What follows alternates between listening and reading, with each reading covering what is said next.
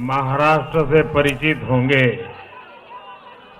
उन्हें पता होगा कि वहां पर जब जय भवानी कहते हैं तो जय शिवाजी का बुलंद नारा लगता है। जय भवानी, जय भवानी, जय भवानी, जय भवानी। आज हम यहां पर एक और ऐतिहासिक महाविजय का उत्सव मनाने के लिए इकट्ठे हुए हैं। आज महाराष्ट्र में विकासवाद की जीत हुई है। महाराष्ट्र में सुशासन की जीत हुई है। महाराष्ट्र में सच्चे सामाजिक न्याय की विजय हुई है। और साथियों, आज महाराष्ट्र में झूठ, छल, फरेब बुरी तरह हारा है।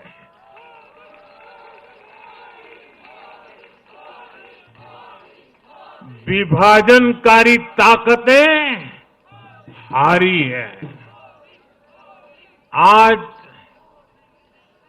नेगेटिव पॉलिटिक्स की पराजय हुई है। आज परिवारवाद की हार हुई है।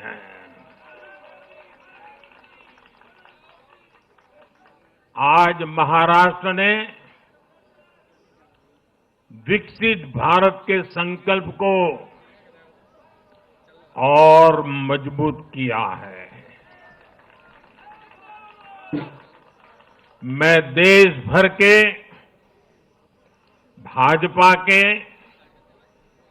एनडीए के सभी कार्यकर्ताओं को बहुत बहुत बधाई देता हूं, उन सबका अभिनंदन करता हूं।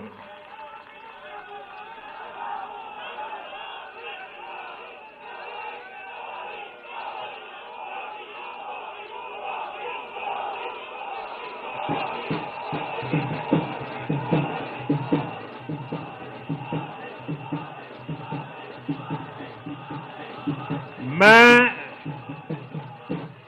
श्री एकनाथ शिंदे जी,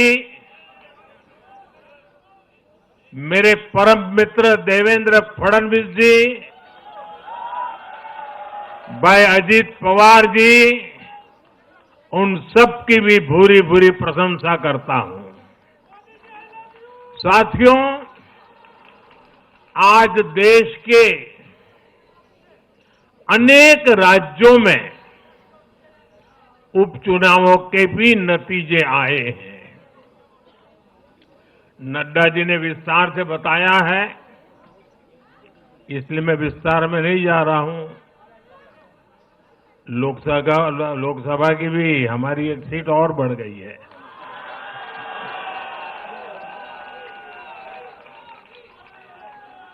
यूपी, उत्तराखंड और राजस्थान ने भाजपा को जमकर समर्थन दिया है।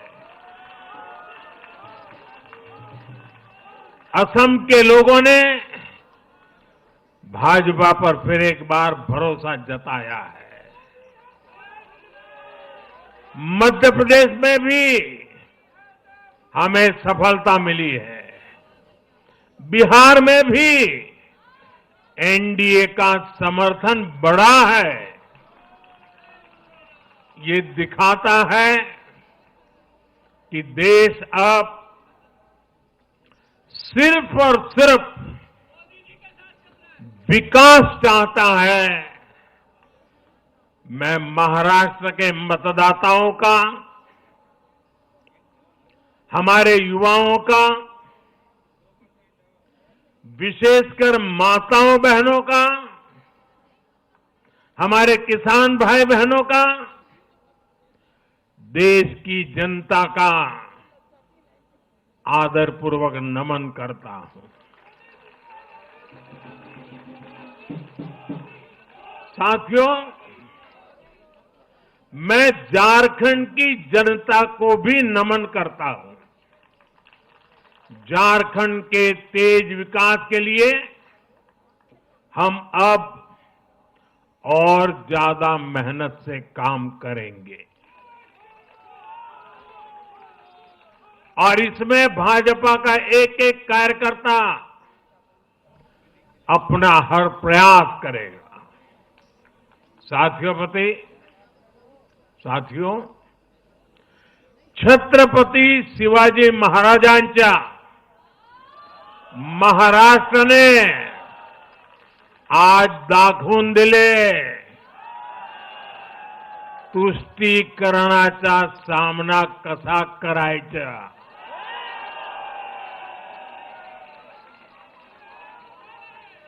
छत्रपती शिवाजी महाराज, शाहूजी महाराज, महात्मा फुले, सावित्रीबाई फुले, बाबा साहब आंबेडकर, वीर सावरकर, बाला साहब ठाकरे, ऐसे महान व्यक्तित्वों की धरती ने इस बार पुराने सारे रिकॉर्ड तोड़ दिए।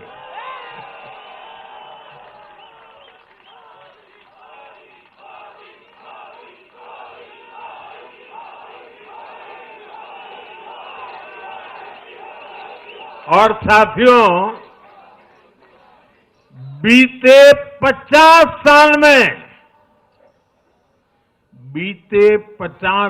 में किसी भी पार्टी या किसी भी प्री पोल अलायंस के लिए ये सबसे बड़ी जीत है 50 साल के बाद।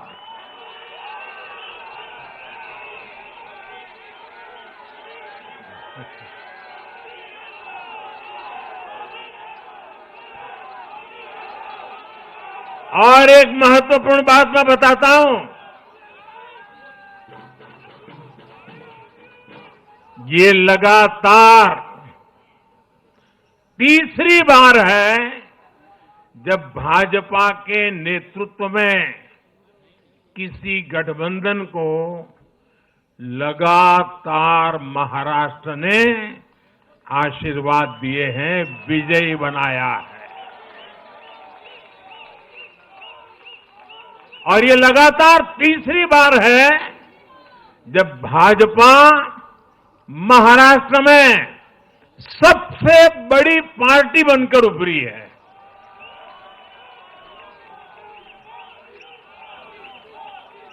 साथियों, ये निश्चित रूप से ऐतिहासिक है। ये भाजपा के गवर्नेंस मॉडल पर मुहर है।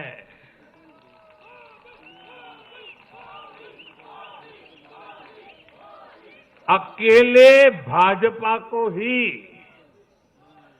कांग्रेस और उसके सभी सहयोगियों से कहीं अधिक सीटें महाराष्ट्र के लोगों ने दी है। ये दिखाता है कि जब सुशासन की बात आती है तो देश सिर्फ और सिर्फ भाजपा पर और एनडीए पर भरोसा करता है।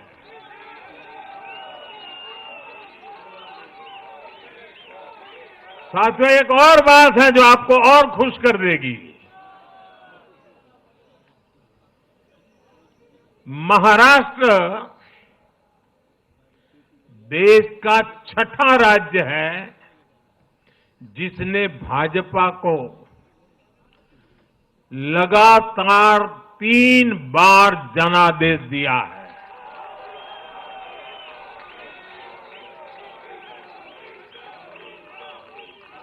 इससे पहले गोवा, गुजरात, छत्तीसगढ़, हरियाणा और मध्य प्रदेश में हम लगातार 3 बार जीत चुके हैं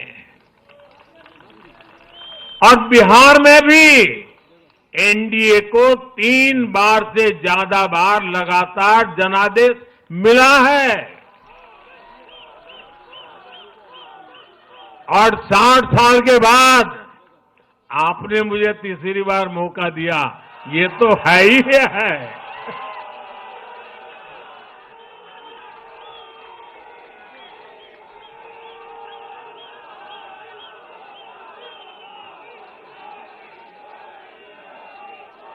ये जनता का हमारे सुशासन के मॉडल पर विश्वास है और इस विश्वास को बनाए रखने में हम कोई कोर कसर बाकी नहीं रखेंगे। साथियों, मैं आज महाराष्ट्र की जनता जनार्दन का विशेष अभिनंदन करना चाहता हूं। लगातार तीसरी बार स्थिरता को चुनना ये महाराष्ट्र के लोगों की सूझबूझ को दिखाता है। हां, बीच में जैसा अभी नड्डा जी ने विस्तार से कहा था, कुछ लोगों ने धोखा करके अस्थिरता पैदा करने की कोशिश की, लेकिन महाराष्ट्र ने उनको नकार दिया है और उस पाप की सजा मौका मिलते ही दे दी है।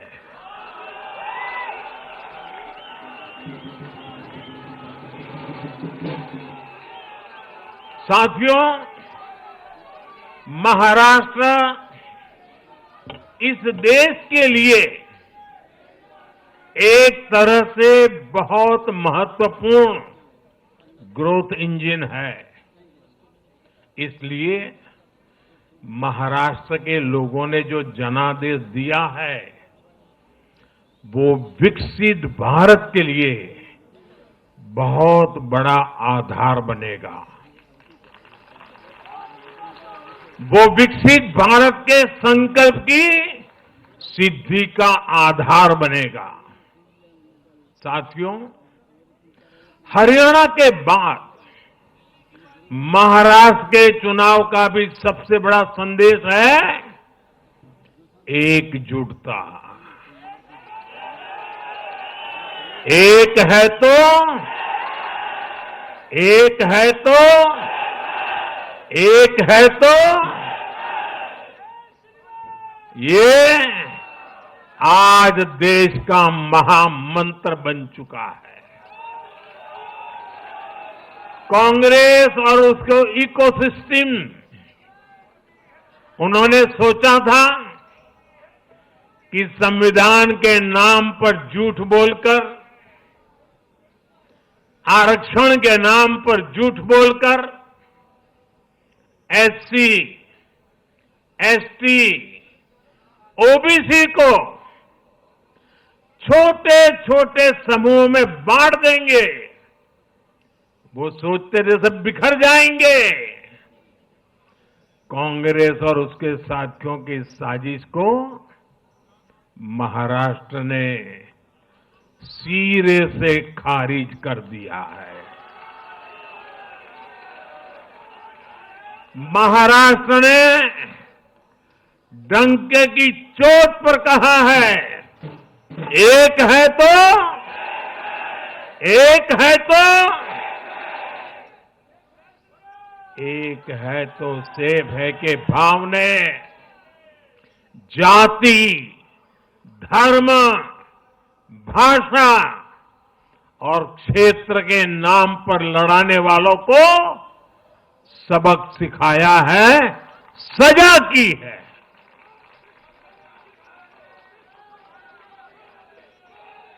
आदिवासी भाई बहनों ने भी भाजपा एनडीए को वोट दिया। ओबीसी भाई बहनों ने भी भाजपा एनडीए को वोट दिया। मेरे दलित भाई बहनों ने भी भाजपा एनडीए को वोट दिया। समाज के हर वर्ग ने भाजपा एनडीए को वोट दिया। ये कांग्रेस और इंडी गठबंधन के उस पूरे इकोसिस्टम की सोच पर करारा प्रहार है जो समाज को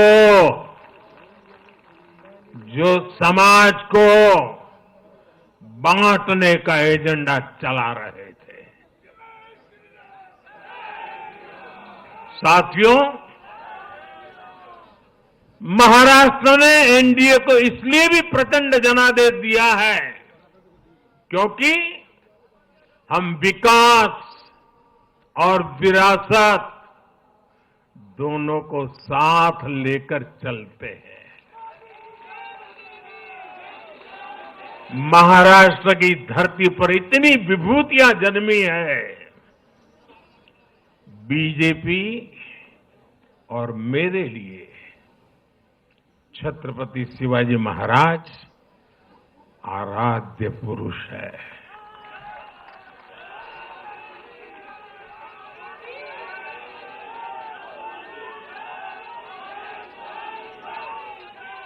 धर्मवीर छत्रपति संभाजी महाराज हमारी प्रेरणा है। हमने हमेशा बाबा साहब आंबेडकर, महात्मा फूले, सावित्रीबाई फूले, इनके सामाजिक न्याय के विचार को माना है। यही हमारे आचार में है, यही हमारे व्यवहार में है। साथियों, लोगों ने मराठी भाषा के प्रति भी हमारा प्रेम देखा है। कांग्रेस को वर्षों तक मराठी भाषा की सेवा का मौका मिला, लेकिन इन लोगों ने इसके लिए कुछ नहीं किया। हमारी सरकार ने मराठी को क्लासिकल लैंग्वेज का दर्जा दिया। मातृभाषा का सम्मान,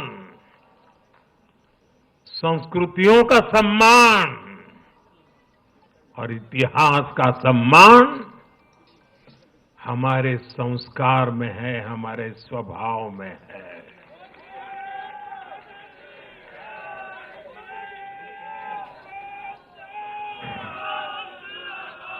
और मैं तो हमेशा कहता हूं, मातृभाषा का सम्मान मतलब अपनी मां का सम्मान।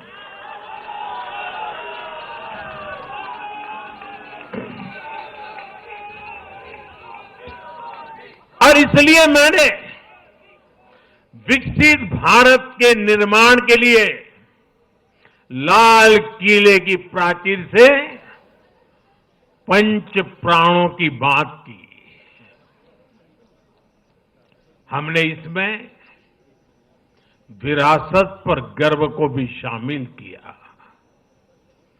जब भारत विकास भी और विरासत भी इसका संकल्प लेता है तो पूरी दुनिया इसे देखती है। आज विश्व हमारी संस्कृति का सम्मान करता है। क्यों? क्योंकि हम इसका सम्मान करते हैं। अब अगले 5 साल में महाराष्ट्र विकास भी विरासत भी के इसी मंत्र के साथ तेज गति से आगे बढ़ेगा। साथियों, इंडी वाले देश के बदले मिजाज को नहीं समझ पा रहे हैं।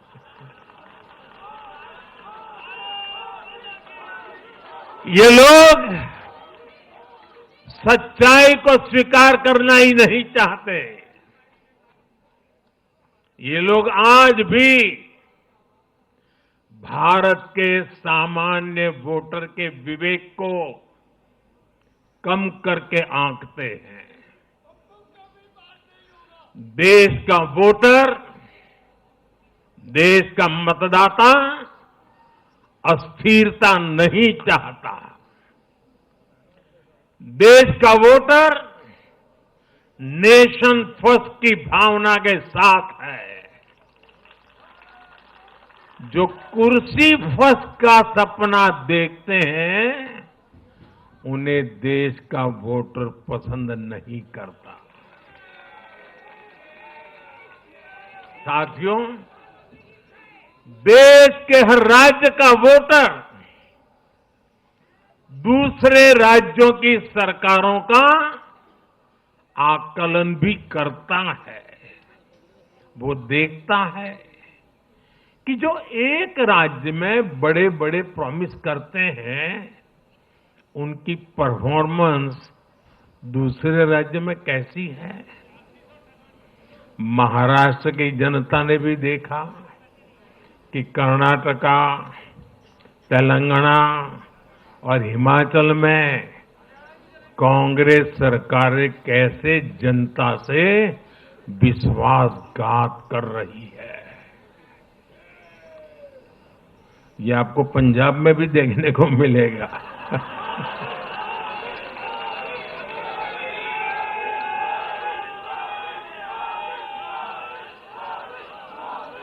जो वादे महाराष्ट्र में किए गए, उनका हाल दूसरे राज्यों में क्या है। इसलिए कांग्रेस के पाखंड को जनता ने खारिज कर दिया है। कांग्रेस ने जनता को गुमराह करने के इसके लिए जो दूसरे राज्यों के अपने मुख्यमंत्री तक मैदान में उतारे, तब भी इनकी चाल सफल हो नहीं पाई। इनके ना तो झूठे वादे चले और ना ही खतरनाक एजेंडा चला। साथियों, आज महाराष्ट्र के जनादेश का एक और संदेश है। पूरे देश में सिर्फ और सिर्फ एक ही संविधान चलेगा।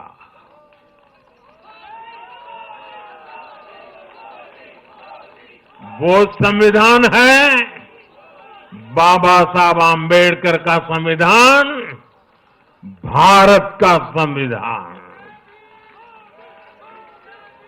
जो भी सामने या पर्दे के पीछे देश में दो संविधान की बात करेगा, उसको देश पूरी तरह से नकार देगा।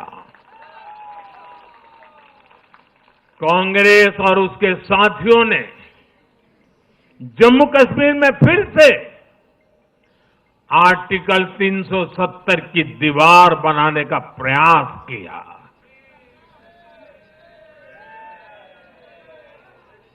वो संविधान का भी अपमान है।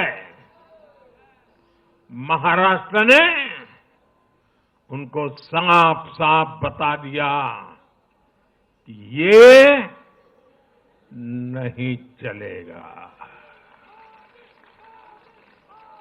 अब दुनिया की कोई भी ताकत, और मैं कांग्रेस वालों को कहता हूं, कान खोल के सुन लो,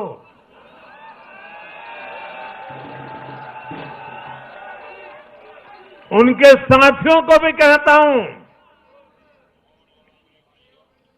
अब दुनिया की कोई भी ताकत 370 को वापस नहीं ला सकती।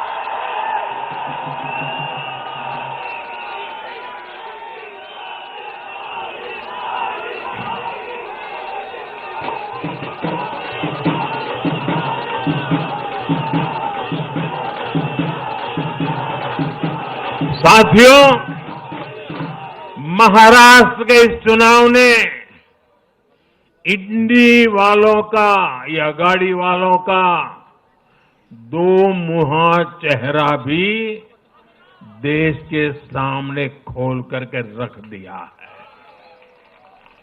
हम सब जानते हैं बाला साहब ठाकरे का इस देश के लिए, समाज के लिए बहुत बड़ा योगदान रहा है।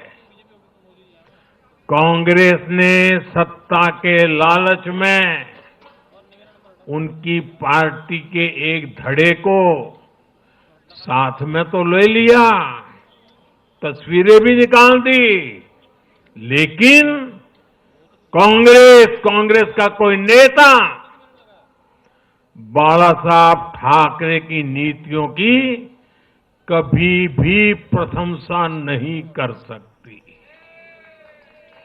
और इसलिए मैंने अघाड़ी में कांग्रेस के साथी दलों को चुनौती दी थी कि वो कांग्रेस से बाला साहब ठाकरे की नीतियों की तारीफ में कुछ शब्द जरा बुलवा करके दिखाएं। आज तक वो ये नहीं कर पाए हैं। मैंने दूसरी चुनौती वीर सावरकर जी को लेकर के दी थी। कांग्रेस के नेतृत्व ने लगातार पूरे देश में वीर सावरकर का अपमान किया है, उन्हें गालियां दी है। महाराष्ट्र में वोट पाने के लिए इन लोगों ने टेम्पररी वीर सावरकर जी को जरा टेम्पररी गाली देना उन्होंने बंद किया है। लेकिन वीर सावरकर के तप त्याग के लिए उनके मुंह से एक बार भी सत्य नहीं निकला, और यही इनका दो मुहापन है। ये दिखाता है कि उनकी बातों में कोई दम नहीं है। उनका मकसद सिर्फ और सिर्फ वीर सावरकर को बदनाम करना है। साथियों, भारत की राजनीति में अब कांग्रेस पार्टी परजीवी बनकर रह गई है।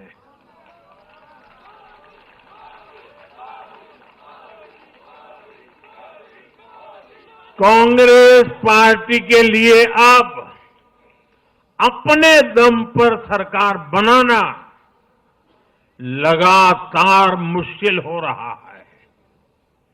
हाल ही के चुनावों में जैसे आंध्र प्रदेश, अरुणाचल प्रदेश, सिक्किम, हरियाणा और आज महाराष्ट्र में उनका सुपड़ा साफ हो गया। कांग्रेस की घिसी पीटी विभाजनकारी राजनीति फेल हो रही है, लेकिन फिर भी कांग्रेस का अहंकार देखिए। उसका अहंकार 7वें आसमान पर है। सच्चाई ये है कि कांग्रेस अब एक परजीवी पार्टी बन चुकी है। कांग्रेस सिर्फ अपनी ही नहीं बल्कि अपने साथियों की नाव को भी डुबो देती है। आज महाराष्ट्र में भी हमने यही देखा है। महाराष्ट्र में कांग्रेस और उसके गठबंधन ने महाराष्ट्र की हर 5 में से 4 सीट हार गई। अघाड़ी के हर घटक का स्ट्राइक रेट 20% से भी नीचे है। ये दिखाता है कि कांग्रेस खुद भी डूबती है और दूसरों को भी डुबोती है। महाराष्ट्र में सबसे ज्यादा सीटों पर कांग्रेस चुनाव लड़ी, उतनी ही बड़ी हार इनके सहयोगियों वालों को भी मिली। वो तो अच्छा है कि यूपी जैसे राज्यों में कांग्रेस के सहयोगियों ने उससे जान छुड़ा ली, वरना वहां भी कांग्रेस के सहयोगियों को लेने के देने पड़ जाते। साथियों, सत्ता भूख में कांग्रेस के परिवार ने संविधान की पंथ निरपेक्षता की भावना को चूर चूर कर दिया है। हमारे संविधान निर्माताओं ने उस समय 47 में विभाजन की विभीषिका के बीच भी हिंदू संस्कार और परंपरा को जीते हुए पंथ निरपेक्षता की राह को चुना था। तब देश के महापुरुषों ने संविधान सभा में जो डिबेट की थी, उसमें भी इसके बारे में बहुत विस्तार से चर्चा हुई थी। लेकिन कांग्रेस के इस परिवार ने झूठे सेक्युलरिज्म के नाम पर उस महान परंपरा को तबाह करके रख दिया है। कांग्रेस ने तुष्टीकरण का जो बीज बोया, वो संविधान निर्माताओं के साथ बहुत बड़ा विश्वासघात है। और ये विश्वासघात मैं बहुत जिम्मेवारी के साथ बोल रहा हूं। संविधान के साथ इस परिवार का विश्वासघात है। दशकों तक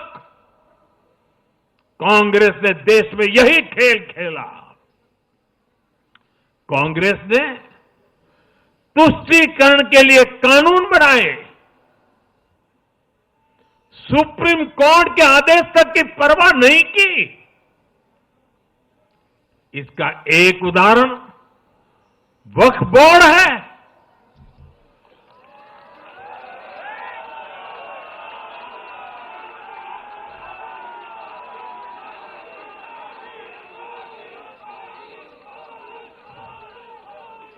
दिल्ली के लोग तो चौंक जाएंगे। हालात ये थी कि 2014 में इन लोगों ने सरकार से जाते जाते दिल्ली के आसपास की अनेक संपत्तियां वक्फ बोर्ड को सौंप दी थी।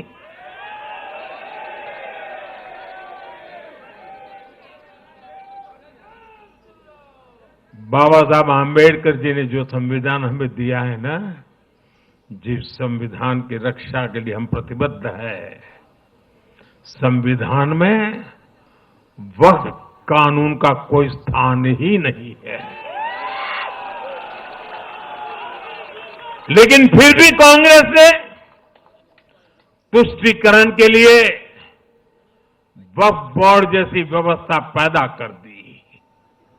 ये इसलिए किया गया ताकि कांग्रेस के परिवार का वोट बैंक बढ़ सके। सच्ची पंथ निरपेक्षता को कांग्रेस ने एक तरह से मृत्यु दंड देने की कोशिश की है।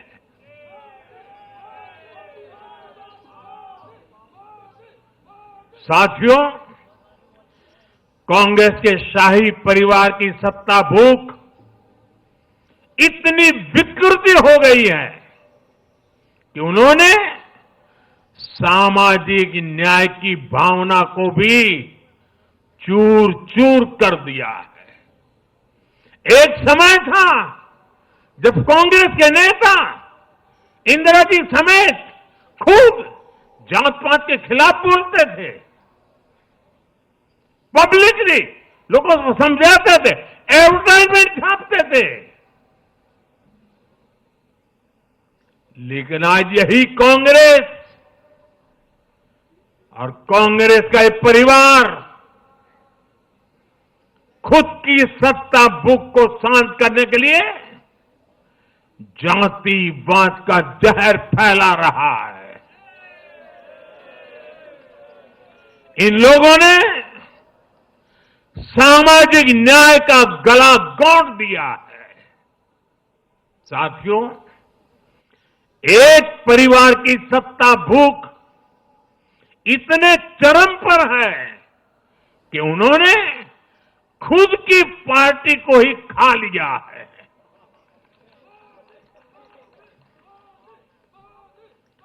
देश के अलग अलग भागों में कई पुराने जमाने के कांग्रेस कार्यकर्ता हैं, पुरानी पीढ़ी के लोग हैं जो अपने जमाने की कांग्रेस को ढूंढ रहे हैं। लेकिन आज की कांग्रेस के विचार से, व्यवहार से, आदत से उनको ये साफ पता चल रहा है कि ये वो कांग्रेस नहीं है। इसलिए कांग्रेस में आंतरिक रूप से असंतोष बहुत ज्यादा बढ़ रहा है। उनकी आरती उतारने वाले भले आज इन खबरों को दबा के रखे, लेकिन भीतर आग बहुत बड़ी है। असंतोष की ज्वाला भड़क चुकी है। सिर्फ एक परिवार के ही लोगों को कांग्रेस चलाने का हक है। सिर्फ वही परिवार काबिल है, दूसरे नाकाबिल हैं। परिवार की सोच ने, इस जीत ने कांग्रेस में एक ऐसा माहौल भी बना दिया कि किसी भी समर्पित कांग्रेस कार्यकर्ता के लिए वहां काम करना मुश्किल हो गया है। आप सोचिए, कांग्रेस पार्टी की प्राथमिकता आज सिर्फ और सिर्फ परिवार है। देश की जनता उनकी प्राथमिकता नहीं है। और जिस पार्टी की प्राथमिकता जनता न हो, वो लोकतंत्र के लिए बहुत ही नुकसानदायी होती है। साथियों, कांग्रेस का परिवार सत्ता के बिना जी नहीं सकता। चुनाव जीतने के लिए लोग कुछ भी कर सकते हैं। दक्षिण में जाकर उत्तर को गाली देना, उत्तर में जाकर के दक्षिण को गाली देना, और विदेश में जाकर देश को गाली देना।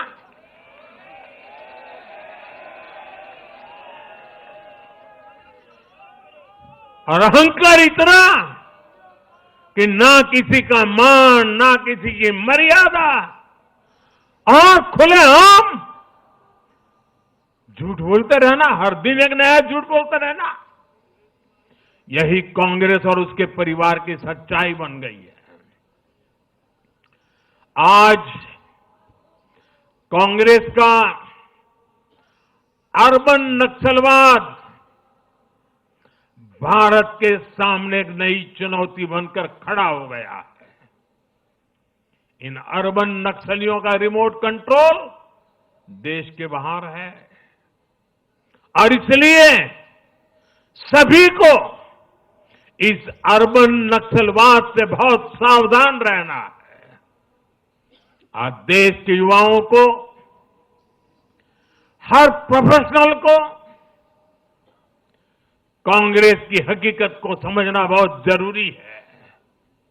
साथियों, जब मैं पिछली बार भाजपा मुख्यालय आया था तो मैंने हरियाणा से मिले आशीर्वाद पर आपसे बात की थी। तब हमें गुरुग्राम जैसे शहरी क्षेत्र के लोगों ने भी अपना आशीर्वाद दिया था। अब आज मुंबई ने, पुणे ने, नागपुर ने, महाराष्ट्र के ऐसे सभी बड़े शहरों ने अपनी स्पष्ट राय रखी है।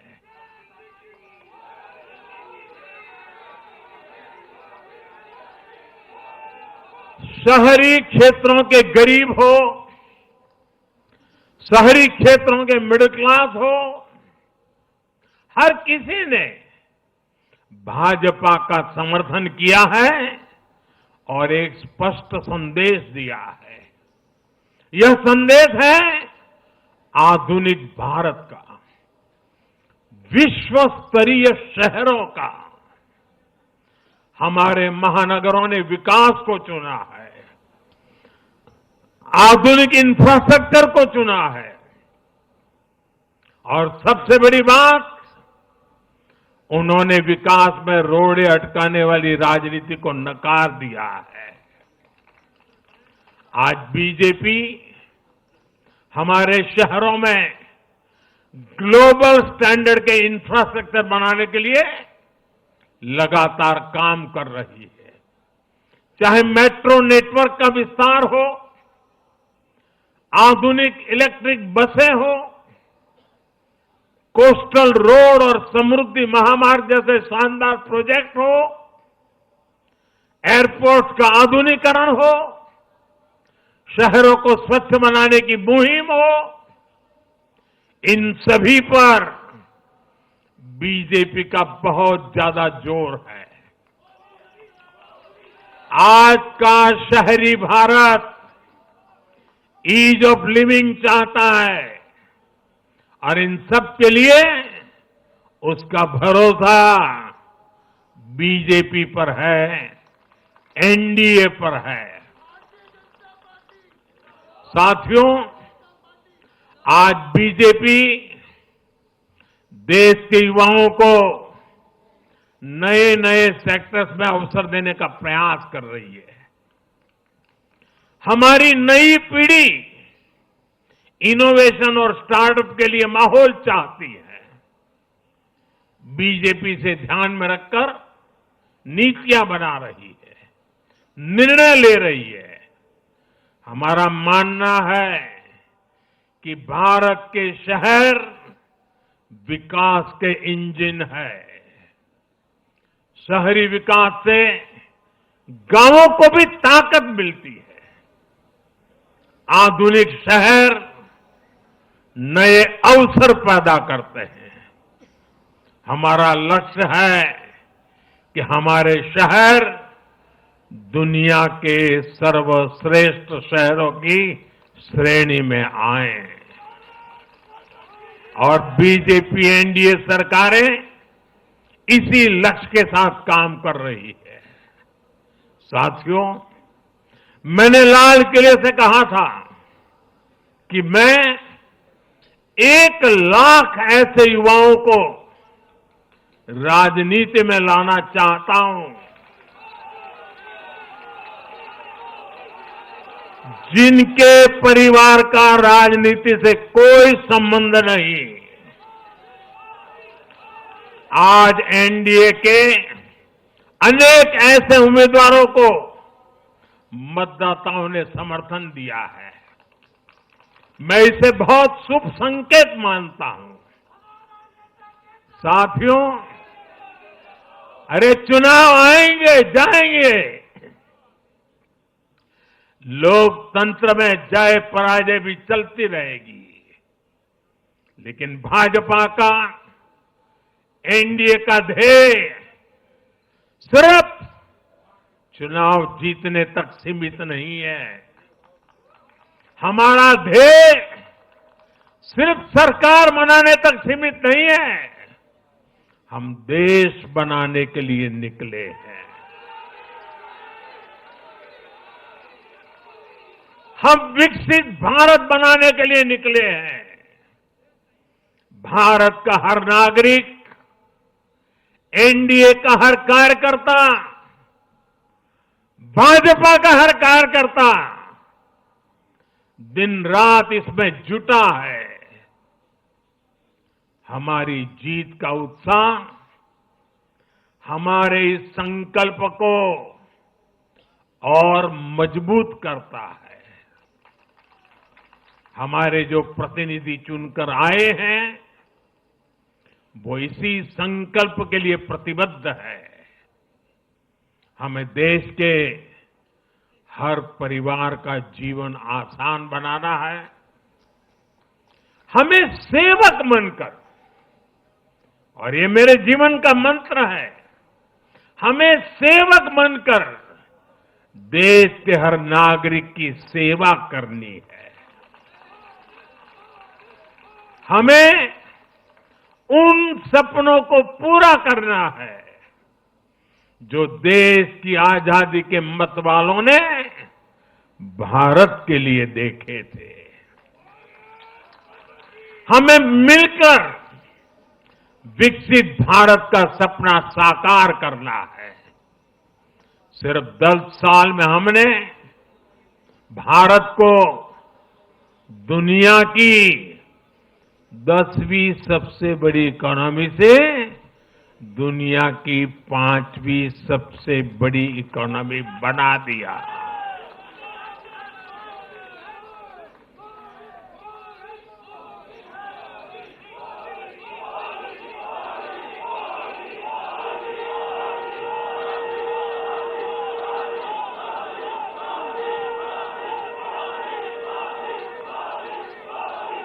किसी को भी लगता, अरे मोदी जी 10 में से 5 पर पहुंच गए, अब तो बैठो आराम से। आराम से बैठने के लिए मैं पैदा नहीं हुआ।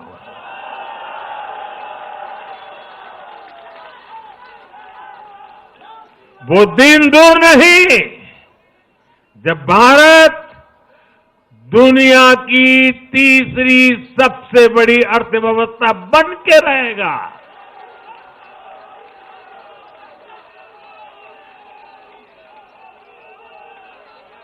हम मिलकर आगे बढ़ेंगे, एकजुट होकर आगे बढ़ेंगे तो हर लक्ष्य पाकर रहेंगे। इसी भाव के साथ एक है तो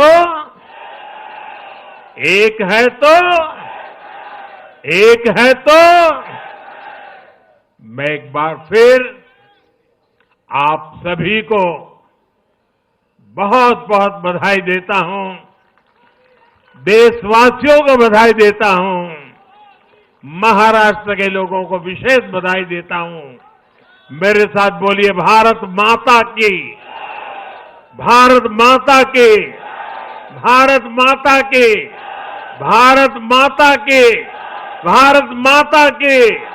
वंदे वंदे वंदे वंदे वंदे वंदे वंदे वंदे। बहुत बहुत धन्यवाद। प्रधानमंत्री नरेंद्र मोदी को आप सुन रहे थे। दिल्ली में बीजेपी ऑफिस में तमाम नेता मौजूद हैं और अपने संबोधन में विपक्ष पर भी पीएम ने निशाना साधा और कई बड़ी बात कही, जनता का शुक्रिया भी कहा और एक बार फिर से प्रधानमंत्री विकास की बात को दोहराते हुए नजर आए।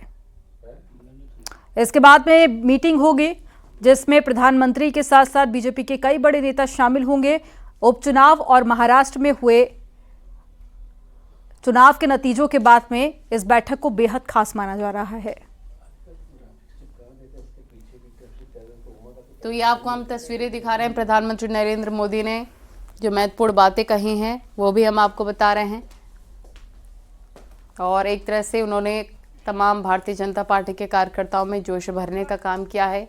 यूपी से लेकर महाराष्ट्र तक जो जादू चला है प्रधानमंत्री नरेंद्र मोदी का, वो साफ तौर पर नजर आया है। ये मंच पर देख सकते हैं आप तस्वीरें जेपी नड्डा, रक्षा मंत्री राजनाथ सिंह, गृह मंत्री अमित शाह को और तमाम जो भारतीय जनता पार्टी के कार्यकर्ता हैं वो भी ज़बरदस्त तरह से उत्साहित नजर आ रहे हैं। तो महाराष्ट्र चुनाव में भाजपा की महायुति गठबंधन को जीत मिली है और झारखंड में जेएम कांग्रेस पार्टी जीती है और प्रधानमंत्री नरेंद्र मोदी ने अपने संबोधन में कई बड़ी बातें कही, जिसमें उन्होंने जनता और साथ ही विकास के मुद्दे पर भी अपनी बात रखी और जेपी नड्डा और बीजेपी के नेता प्रधानमंत्री का स्वागत कर रहे हैं।